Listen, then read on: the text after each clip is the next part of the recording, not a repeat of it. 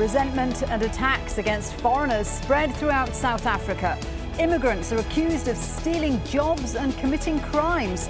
But are they being blamed for the social and economic failings of the government? This is Inside Story.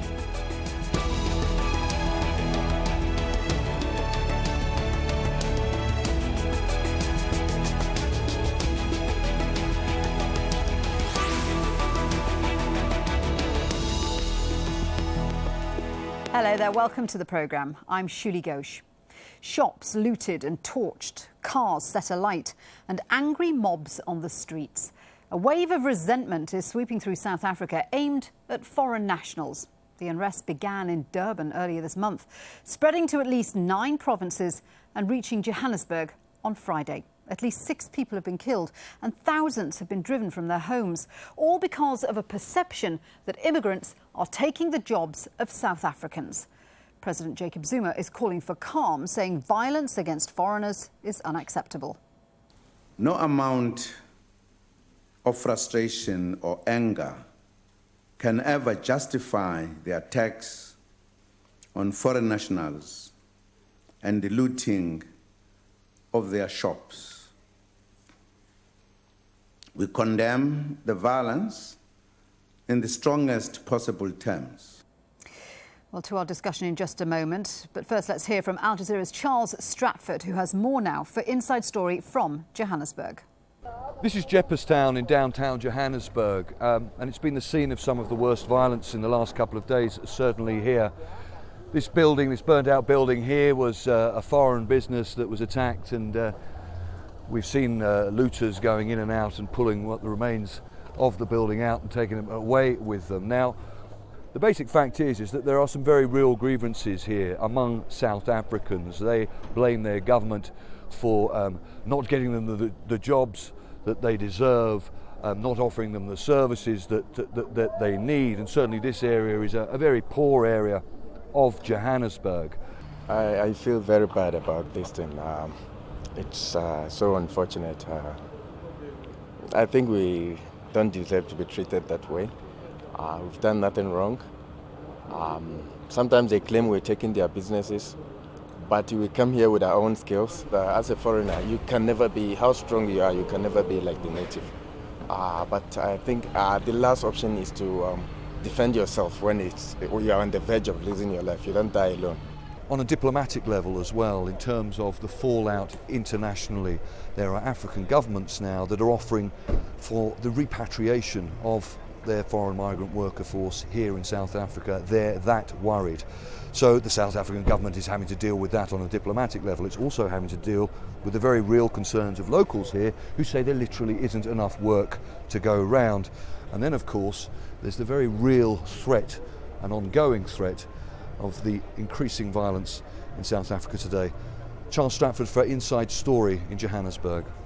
Well, let's bring in our guests now, and today they're all out of Johannesburg. We have Mputi, Chairman of Soweto Business Access, Piers Piju, Southern Africa Project Director of the International Crisis Group, and completing the panel, Imtiaz Suleiman, founder and chairman of Gift of the Givers, a humanitarian organisation helping displaced foreign workers. Gentlemen, welcome to the discussion. Imtiaz, let me start with you, because you've been working with the migrants who've been forced to leave their homes and businesses and seek refuge in camps because of this violence. Tell us about these people and what are they saying? Well, there's thousands of them in Durban itself, initially where we started off on the 30th of March. In 4 camps in Isipingo, Chatsworth, Phoenix and Verulam, there's between 8,500 and 10,000 people. Of course, what they are saying is they are very, very disillusioned, very disheartened, very sad and very angry with South Africa. They're saying that we stood by the country during the time of liberation when they were fighting for liberation. We took South Africans into our country as brothers. We hosted them, we showed them love, we showed them care. When we came to the country 20 years ago, they did the same. But now they've turned on us and we don't understand why. I asked them, instead of leaving and going back to your countries, can you wait a while we try to resolve the problem, meaning the government and the politicians and those. They said, no, we can't stay any longer. We've lost faith in South Africa, we've lost respect for South Africa, and we've lost respect for South African people. Do they feel that the South African government hasn't done enough to help them? That has been a very common sentiment among many of them. These are their thoughts and their sentiments. They're saying much more should have been done, much more could be done, and there should have been an intervention much faster. So this is their sentiment. Of course, they are angry, and we have to listen to both sides of the story. But to answer your question, yes, they feel more should have been done. Mputi, you're a businessman. What is the feeling amongst the business community towards these foreign nationals who've been forced from their homes because of this perception that they're taking jobs away from South Africans? Well, it's very unfortunate that we've got these incidents being portrayed as if they represent the view of all South Africans. And what I wish to convey to everyone is we are very sorry about what we are seeing. We are at no stage have we endorsed any violence towards anyone, be it South African or non-South African. And as a result, we condemn the xenophobia. But at the same time, we need to be able to differentiate between genuine concerns that are being raised by the people in the form of the degree to which there is very little jobs being created. You need to remember that big business has been retrenching people.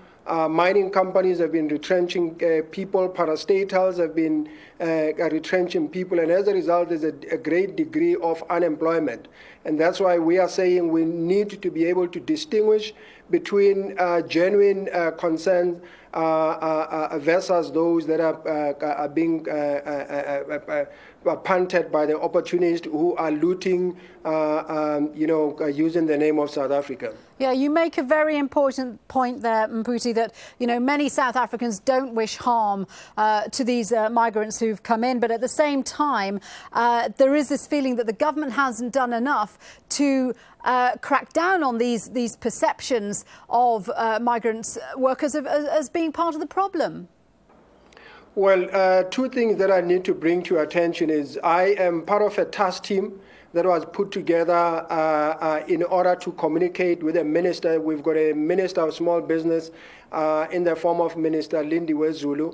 And given the fact that she has been very quick to come to the township, she's been very quick to put together a task team, it's an indication that the government is keen on seeing resolution to this.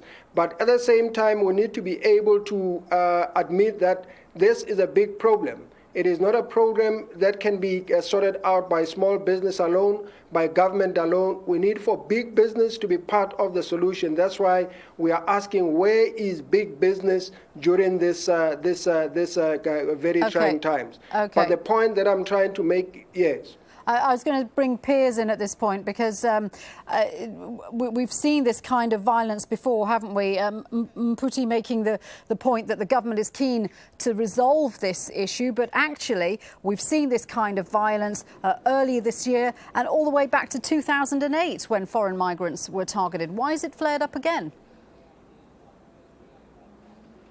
Well, in fact, it actually goes before 2008 by a number of years. The issue of targeting foreigners in particular circumstances has been a phenomenon in South Africa for decades now. In fact, attitudes towards foreigners, and Mputi is absolutely correct, the vast majority of South Africans do not harbour these kinds of ill feelings towards foreign nationals, but there has been a significant rump of negative opinion against foreigners, which has been captured in surveys over the last 2 decades, which has been fairly consistent. Up to 25 to 30% of South African respondents in these surveys claiming that foreigners are responsible for high levels of crime, for taking jobs and so forth. Interestingly, there is little differentiation between race and class grouping. So rich whites, some of them, that percentage are also feeling or have in the past been captured as sharing these kinds of feelings. The big distinction, however, though, is where foreigners and indigenous South Africans are sharing the space. Cheek by jowl is where we're seeing competition for resources and we're seeing the worst kinds of friction playing out.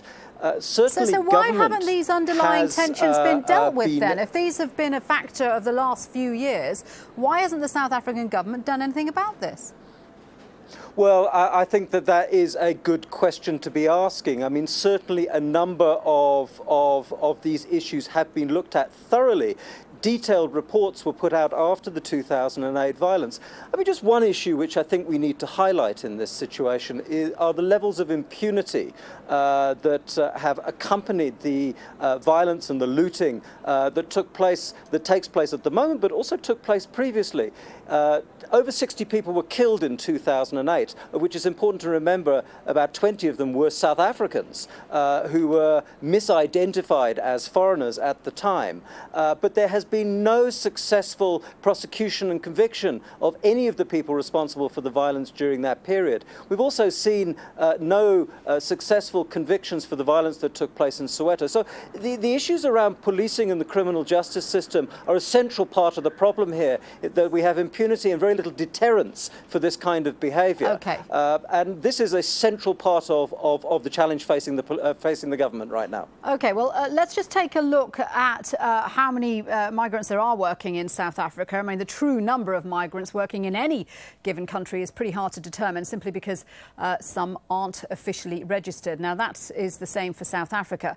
Latest figures from the Migrating for Work Research Consortium show there are just over 1 million foreign workers in South Africa, representing just 4% of the labour force. Now, unofficially, though, that figure could be as high as 5 million.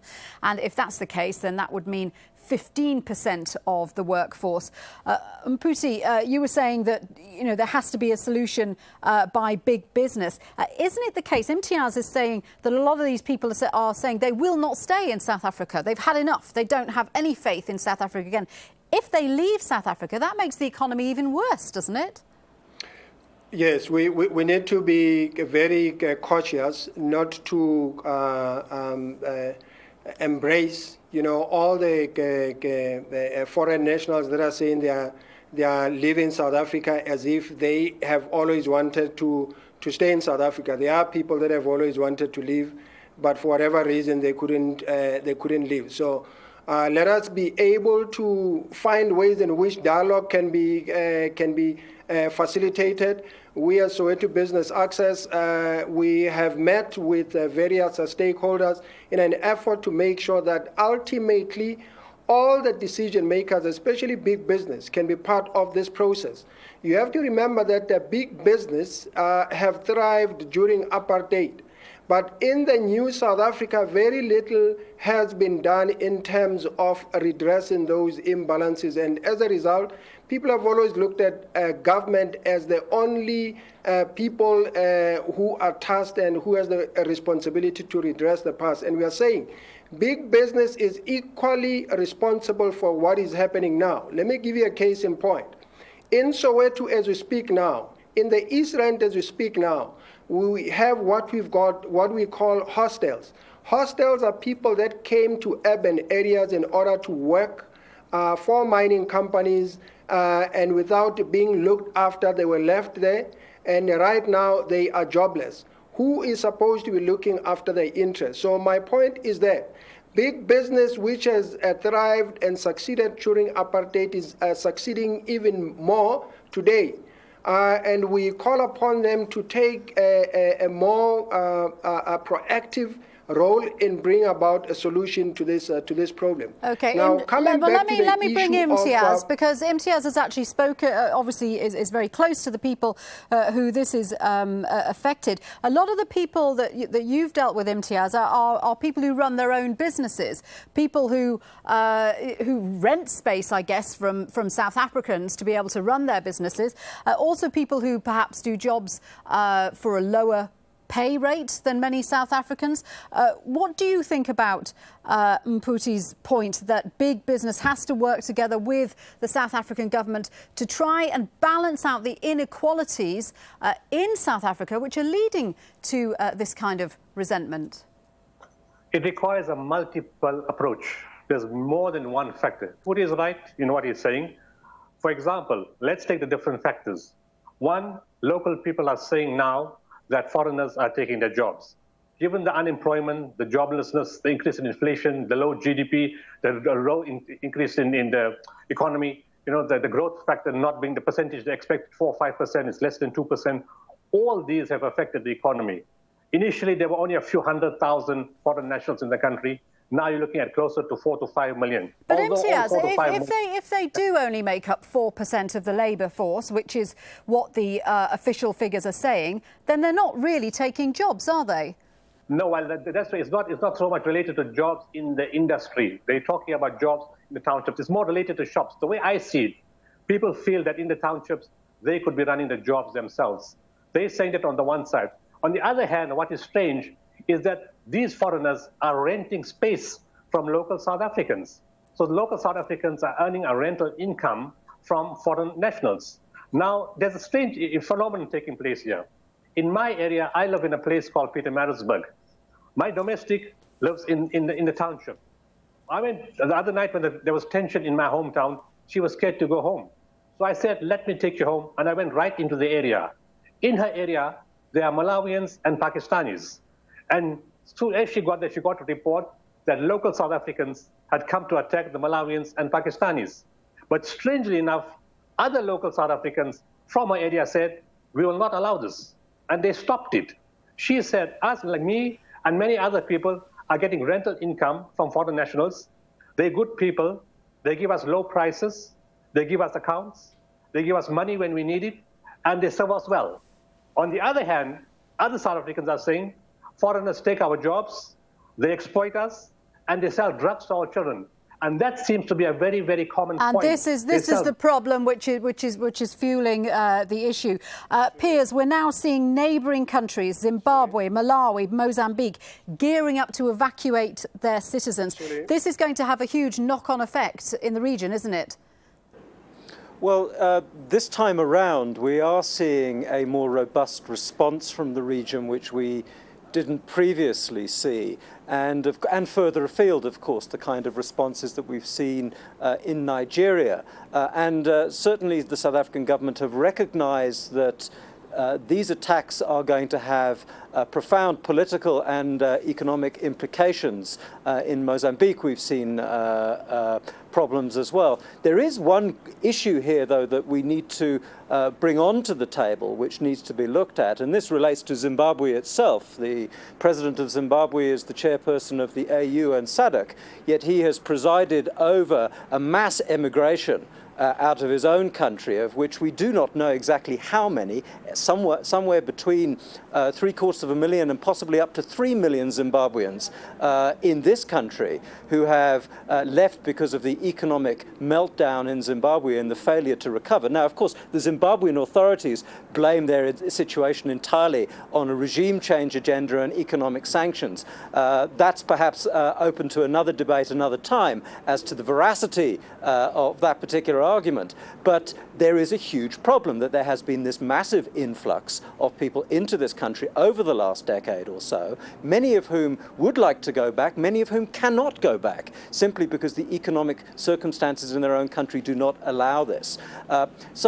I think there will be repercussions in the region in terms of how South Africa is viewed, and the region is a major market for South African goods, and we need to be aware of that. But South Africa will continue to be a magnet for those leaving their own countries in search of better economic prospects. I don't think that situation will reverse. When this dies down, we will see more people coming into the country again. Maputi, I can see you nodding at that. Are you worried that this whole issue is going to damage the reputation of South Africa? Yes, I am. But at the same time, I need to point out a very important thing.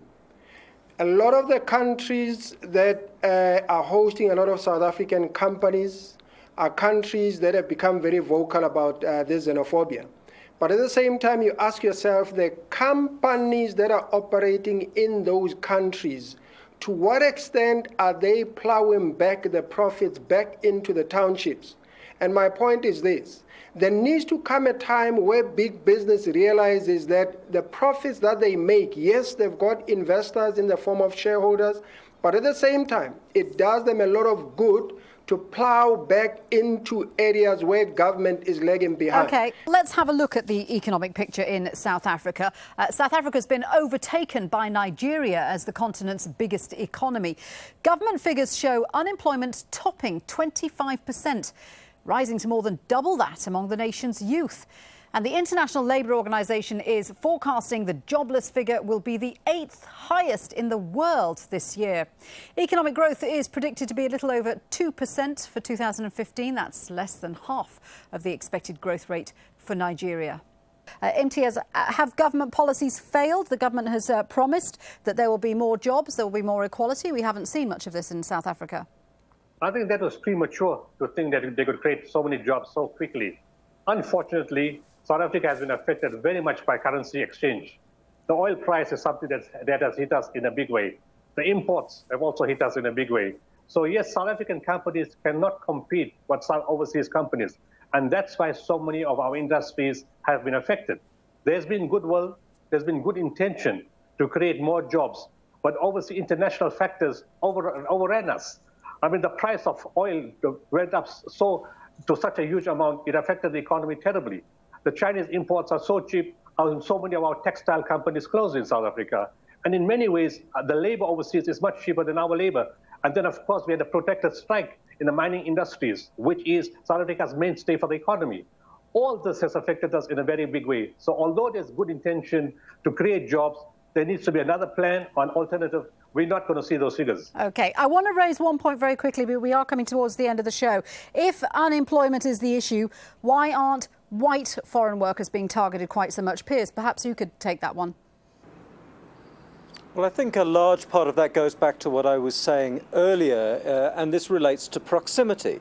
That most white foreigners in this country remain effectively camouflaged from the realities that are playing out in the communities that are affected by this violence. Now, there was a small incident apparently at one of the universities here in Johannesburg where some white students had some stones thrown at them and were told to go home. That was reported yesterday. But by and large, white foreigners are not subjected to these realities. This is one of the reasons, of course, that the violence was described by some ministers as Afrophobia as opposed to xenophobia. But as we've seen members from the Indian subcontinent, Pakistanis, Bangladeshis and so forth being targeted in this violence. But yes, by and large, this phenomenon of white foreigners in this country being camouflaged and excluded from these realities and being targeted in this way is something which we've seen again over the last 2 decades. Do you agree with this, Mputi? Is there, I mean, some analysts are suggesting that South Africa sees itself as somehow different from the rest of the African continent, that it's somehow better, and so this is a form of South African racism towards other African nationals, if you like. Let us bear in mind that there are South Africans 20 years into the new democracy who've not enjoyed any form of benefits. They are still staying in shacks, they are staying in hostels, and they've got very little to show in terms of benefits. And as a result, I would agree with the previous speaker that we need to be able to acknowledge that a part of the tension is caused by the fact that a lot of foreign nationals, they are operating in black areas where they are able to thrive a lot quicker because of the network that they are part of, as opposed to individual black businesses that are operating on their own. But I once again want to point out that we do not have all the answers. That's why we are calling on the international community, we're calling on big business to come to places where the minister has been, which is Soweto. Let us sit around the table. Let us come up with a solution that are going to make sure that the image of South Africa it is salvaged. Because at this stage and at this rate, everyone is going to lose them. Okay, gentlemen, we'll have to leave it there. Thank you very much indeed for all your thoughts on this discussion. My guests today in Johannesburg, Mputi, Piers Piju, and Imtiaz Suleiman. Thank you for joining us on this edition of Inside Story. Do get in touch. Go straight to our programme page at aljazeera.com, or you can post your comments at facebook.com/AJ Inside Story, or you can tweet us at AJ Inside Story. I'm Shudi Ghosh from all the team here. Till next time, bye for now.